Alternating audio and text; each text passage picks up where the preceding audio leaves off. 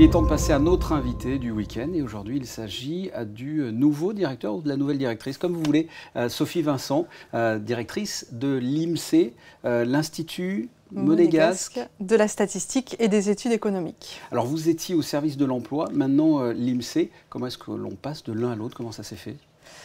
Écoutez, tout d'abord, c'est une proposition que j'ai eue et que j'ai acceptée. Alors j'ai accepté avec un peu d'hésitation parce qu'effectivement, après 17 années dans l'insertion professionnelle et après avoir eu la chance pendant ces 17 années de faire quelque chose vraiment qui m'a toujours plu, c'était un nouveau challenge pour moi et sortir de sa zone de confort, c'est pas toujours évident. Mais voilà, j'ai décidé de relever ce défi et j'intègre une belle maison, une structure solide, déjà avec des missions bien délimitées, et bien carrées. Et voilà, j'ai trouvé ce nouveau challenge très enrichissant personnellement. J'étais toujours attentive aux publications de l'INSEE et aux travaux de l'INSEE. Donc finalement, la passation s'est faite assez naturellement. Avec bien évidemment une période dans laquelle je suis encore, puisque ça ne fait que 2 mois et demi, une période d'adaptation, une période d'apprentissage aussi. Mais voilà, finalement tout se passe bien et je peux m'appuyer sur une équipe solide et c'est une grande chance. Alors vous en avez parlé de l'INSEE, de cette équipe solide. Pour les téléspectateurs, qu'est-ce que l'INSEE ? Alors l'INSEE, c'est l'Institut statistique de la Principauté de Monaco.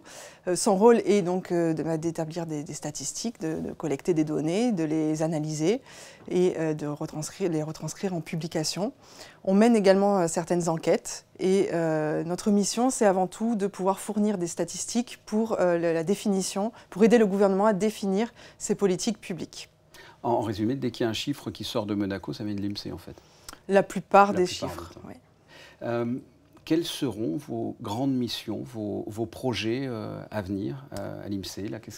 Quelles sont peut-être les études, les études statistiques qui vont être établies? Alors en premier lieu, on va tenir le rythme des publications qui a déjà été défini et qui est bien installé dans notre calendrier, avec des publications phares comme le Monaco en chiffres par exemple, fin juin, qui est le recueil de statistiques de la Principauté, ou certains observatoires qui sont déjà parus cette année. Et puis effectivement, on a plusieurs projets. Certains sont liés à l'installation du comité pour la promotion et la protection des droits de la femme, avec par exemple des études sur la mesure des écarts de salaire hommes-femmes ou les violences faites aux femmes en principauté. Ça, on n'avait pas jusqu'à présent de chiffres ou pas d'idées, non, notamment par exemple le salaire, ça études, n'existait pas. Voilà, ça n'a jamais été mesuré en tout cas. Une autre étude qui a été passée le 4 avril et dont les résultats seront connus à la fin de l'année, c'est une étude qui s'appelle ESPAD sur les modes de consommation des jeunes de 16 ans. Donc une étude qui a été passée avec le partenariat de l'éducation nationale, la direction de l'éducation nationale. On a également quelques études en cours sur les besoins en crèche, par exemple, ou sur la démographie de la population monégasque, ou encore une publication conjointe avec l'INSEE-PACA sur l'emploi transfrontalier, par exemple. Donc on a déjà un calendrier bien chargé pour 2019. Vous l'avez dit, vos équipes sont déjà rodées. Comment est-ce que l'INSEE procède? Comment est-ce que vous arrivez à récolter des chiffres? Comment on n'avait pas les chiffres justement, par exemple, entre l'écart des salaires hommes-femmes. Comment est-ce que là, vous allez arriver à les avoir? Alors c'est toute la problématique de la définition d'une méthodologie quand on lance une étude.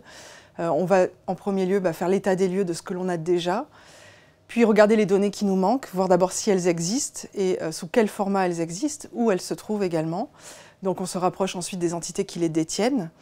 On analyse le mode de collecte de ces entités, la fiabilité de ces données, est-ce qu'elles sont exploitables ou pas.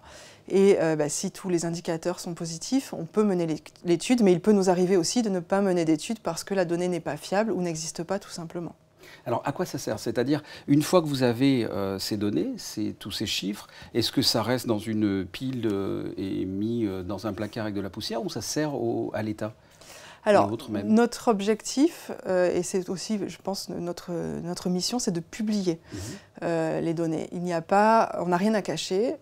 L'esprit et l'état d'esprit dans lequel travaille l'INSEE, c'est un état d'esprit de transparence et d'indépendance. Donc, on n'est pas là pour cacher les données.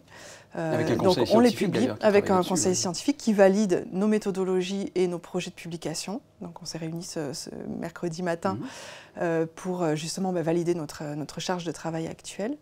Et voilà, donc l'idée c'est de communiquer l'ensemble de nos études d'abord au gouvernement princier Et puis ensuite de faire des publications régulières sur notre site internet. Et aujourd'hui, la plupart de nos études sont publiées sur le site internet et sont accessibles au grand public.